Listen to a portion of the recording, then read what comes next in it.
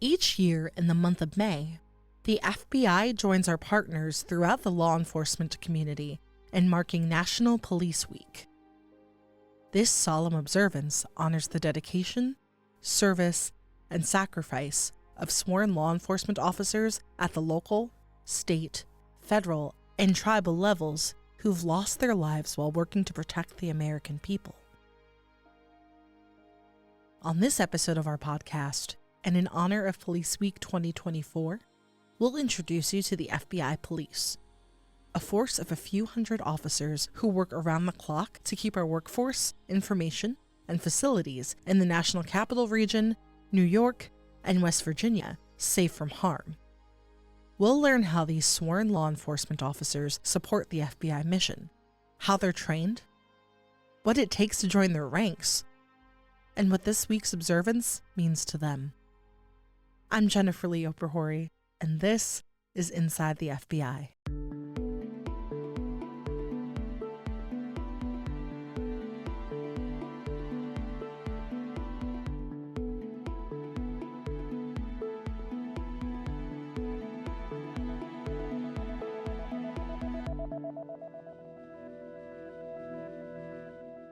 The FBI Police as an institution dates back to the late 1980s. Today, this force of a few hundred officers safeguards Bureau personnel, facilities, and information across the Eastern Seaboard. We're in Washington, New York, West Virginia at Quantico, and those peripheries. That's FBI Police Chief David Sutton. The U.S. military veteran and former local law enforcement officer spent 26 years with the Newport News Police Department in Virginia before retiring as a precinct captain and starting a new career as a bureau contractor. From there, he applied to join the FBI Police, and now, 6 years later, he leads them. We're here to protect and serve. It's not just a slogan, it really is who we are. The FBI Police are sworn law enforcement officers in every sense. They swear an oath to serve and protect, carry badges and guns, and can make arrests. The powers vested in them differ depending on where they're actually stationed. All DC-based police officers operate under a memorandum of understanding with the Metropolitan Police Department and have full police authority within a set radius of FBI headquarters. Officers in DC and beyond who are assigned to protect specific federal buildings have delegated authority from the Department of Homeland Security to do so. And FBI police officers working in other areas receive a special deputation from the U.S. Marshal Service to carry out their duties there. As FBI police officer Brianna Chapman explains, we are police officers. We just happen to be employed by the FBI, but again, we're out there. If you need something, just ask. It's like, would you report this crime to your local police precinct? If the answer is yes, and you see an FBI police officer, feel free to make that same report to us.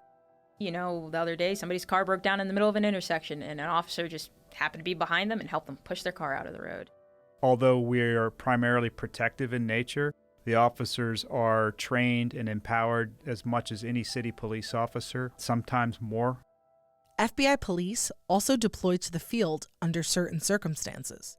For example, Sutton explained, some of his officers are deploying to the political conferences in Chicago and Milwaukee this year to assist the field office with their security structure during the event. According to Chapman, who's assigned to FBI headquarters, Washington-based officers are equal parts security experts and community ambassadors for the Bureau. Within DC, we operate just as police officers, so anything that we may stumble upon within the course of regular patrols, be it on foot or in a vehicle, we're able to tackle those issues as necessary. Our mission is to protect this building and the infrastructure and the people within it. We spend a lot of time making sure that everything is secure around the building and things of that nature, but a lot of the times it's spent talking to the public. A lot of people see the 3 letters of FBI and are immediately intrigued. And part of what we do as officers is not only understanding the law and all of those things, but just being a good person. A lot of our interactions are with the public and people of all walks of life, and who knows, you might even learn a new language along the way. On an average day, we come in, we meet with the shift supervision of the day and then go over anything that might have happened on another shift. And then we break out. Once you leave roll call, the day is your oyster. We go to posts, you start your patrols. Again, just making sure everything is secure as always. And then the day just kind of goes from there and we see what happens. We have everything from simply people being locked out of rooms to medical emergencies to even just helping the citizens of Washington, D.C. That's what I love about police work in general. I don't want to have my day on a schedule. I want to lean forward on the strategic issues that I can control 3 to 5 years out and then be able to react to what happens on a day-to-day basis. I'm often pleased and I'm often awed at the work that our organization does as the FBI as a whole and that my police officers do on a daily basis. Last night, we had an officer in West Virginia that saw a vehicle hit a sign and go careen off the road, and it turned out that the person was having a seizure. And he made the calls to the local jurisdiction, assisted with first aid, and they got the person to the medical facility. Things like that happen a lot, and they go unnoticed. We recognize the officers as much as we can, but the general FBI workforce isn't too aware of the FBI police and what we do, other than they see the officers standing a post, but it's so much more than that. Aspiring FBI police officers must possess a 4-year college degree and meet the FBI's basic eligibility requirements, which you can find at fbijobs.gov/eligibility. The application process can take at least a year, much of which is spent conducting an applicant's background check. But, Sutton and Chapman emphasized, the FBI police aren't looking for cookie-cutter applicants. We're always looking for individuals of unique and different backgrounds. Though Chapman came to the job with nearly a decade's worth of experience as an emergency medical technician, she says people don't need to have past lives as first responders or law enforcement officers to apply. Diversity is important to the FBI police as a unit, as an organization, as we develop leaders, because in our culture we have so much diversity of thought, culture, language. We have officers that speak different languages, and that's such an enabler for us on the street because we're such a diverse society. Being able to interact with my coworkers on a daily basis has been able to show me that there is more than just one way of being a cop, if you will. It is a very nice thing to come to work and feel like if I know that I'm not good at that, I'm sure that there's somebody on my shift who 100% can back me up. We look for anybody that can bring something new to the table. I encourage the officers to be problem solvers. And on a day-to-day basis, Chapman noted, the FBI police culture is an incredibly supportive one. We always check in on each other, and I think that that's been something that I've really appreciated and enjoyed.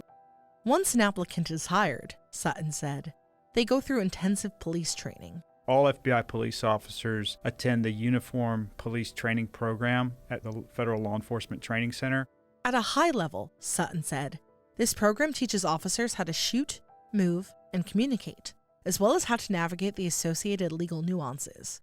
Think firearms training, defensive driving, fitness training, and lots of classroom time. Officers spend 12 weeks completing intense daily training during the business week, with some downtime on the weekends. But they train at night, early in the mornings, try to mimic all the circumstances that a police officer could encounter during their tour. Once officers graduate from that program, which is based in Brunswick, Georgia, they come to Washington, D.C. for field training.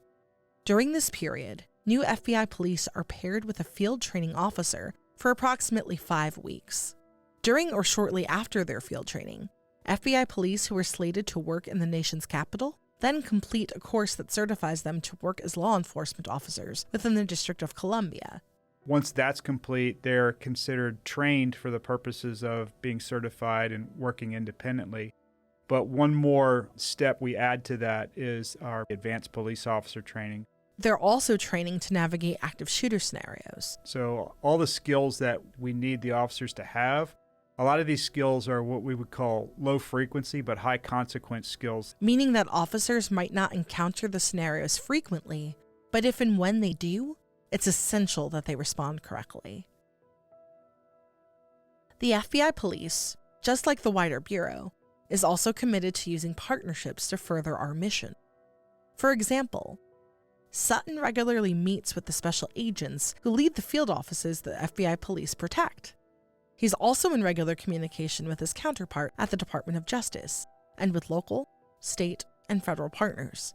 Additionally, he meets with police chiefs from across the U.S. intelligence community and with government police chiefs from across the Washington, D.C. area. And, on a more personal note, it was a law enforcement partnership between his former police department and the FBI that led to his initial recruitment as a bureau contractor. As a Newport News police robbery detective, I made some relationships in the Norfolk FBI division. A good friend of mine was a unit chief, and based on my military and my police skills, thought I was a good fit. I found out about the FBI police the first time I went to Quantico. Like other professional employees within the Bureau, FBI police officers also have the opportunity to pursue collateral duties within the Bureau. These are extra responsibilities that they carry out in addition to the regular job duties. And one of these opportunities, serving on the FBI Honor Guard, is solely offered to FBI police. The Bureau's Honor Guard performs at official events, including those held annually during National Police Week, as well as at FBI funerals. Officer Chapman joined the Honor Guard this year. We have a wonderful opportunity to provide for the Bureau and for the families of Bureau employees. It is nice to be able to get up there with the American flag and the FBI flag and be able to do that for the employees at all these wonderful events to really recognize people and give them a very different and unique experience. Just being able to show pride in what we do and do it to the best of our abilities has been a big win. But National Police Week isn't just significant for members of the FBI Honor Guard. For the FBI police and wider law enforcement community, it's incredibly personal. It's personal to me because I have a couple of friends on the wall down there. Sutton is referring to the FBI's Wall of Honor, which pays homage to Bureau employees who've lost their lives in the line of duty or from illnesses connected to their jobs. And we recently lost an officer, Lieutenant Tao. That's Lieutenant Yu Tak Lu Tao, a supervisory FBI police officer who was based out of the FBI's New York office. Tao died in 2022 from complications of cancer that developed from his response to 9/11. You know, he was there in New York City. We have his shirt that's got the fuel stains of the jet on it, so it's personal to me. FBI Director Christopher Wray eulogized Tao at his memorial service in 2022. Visit fbijobs.gov/FBI-police to learn more about career opportunities with the FBI police. This has been another production of Inside the FBI. You can follow us on your favorite podcast player, including Spotify, Apple Podcasts, and YouTube. You can also subscribe to email alerts about new episodes at fbi.gov/podcasts. I'm Jennifer Lee Oberhory from the FBI's Office of Public Affairs. Thanks for tuning in.